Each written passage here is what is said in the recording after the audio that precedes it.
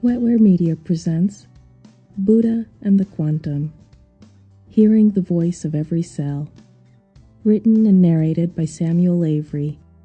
Copyright 2010 by Samuel Avery. This recording is copyright 2011 by Wetware Media.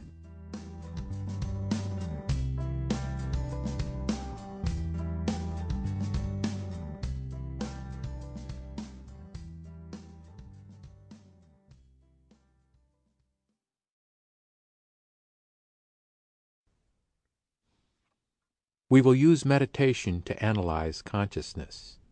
We will see that multicellular consciousness is a composite of cellular consciousness, separable into perceptual and observational realms, and dimensionally structured on the macroscopic level. We proceed from beyond the bounds of science to see what science is. Chapter 1. The Ache. Thales said all was made of water. The ground, the trees, the rain, the clouds, the animals and plants, all were one form or another of water. It hardened to take on the texture and color of rock, or evaporated to become the wind. It could move, flow, change, and take new shape. Its qualities changed while its substance remained. Distinctions in the world were of form only. There was but one universal thing at the base of all that is. Anaximenes said it was air. Air cooled and condensed into liquid, then froze into rock. Air was more fundamental even than water. From earth and wood and metal it warmed and rarefied into flowing streams, oceans, rivers, wisps of smoke and mist. Air, lighter and subtler than water, was the true primordial substance of which all things were made. To man and the animals it brought life itself. Heraclitus said it was change. Flux was the ultimate reality. You could never touch the same thing twice. The real primordial substance was fire. Flickered this way now, then became that. Solid objects, even water and air, were but temporarily frozen flames of fire.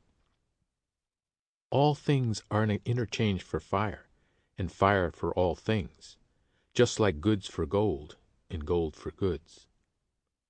Energy was the base of matter. The debate was new. It searched for natural explanations, for understandings based on things that people could see and touch. It looked to the world, this world, for answers. There were no supernatural powers to take up where logic left off. Imagination was free to roam the pastures of everyday experience, but what was said had to look like what was seen and heard and felt. This was the birth of Western thought. Buddha said, life was suffering. 3,000 miles to the east, he was saying that you could talk all day long about what the world is made of, but what matters is that you will be miserable until you transcend it. The world is illusory, impermanent. What you think of it now, it will not be tomorrow.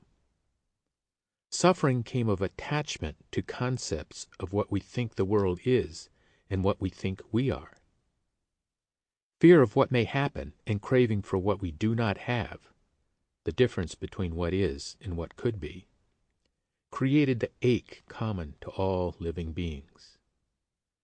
Buddha developed a method to break attachment to the unreality of worldly life.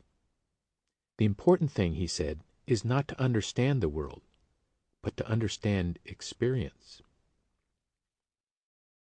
Buddha's methods was the infusion of awareness into the simplest of everyday experiences: breathing, sitting, moving, thinking.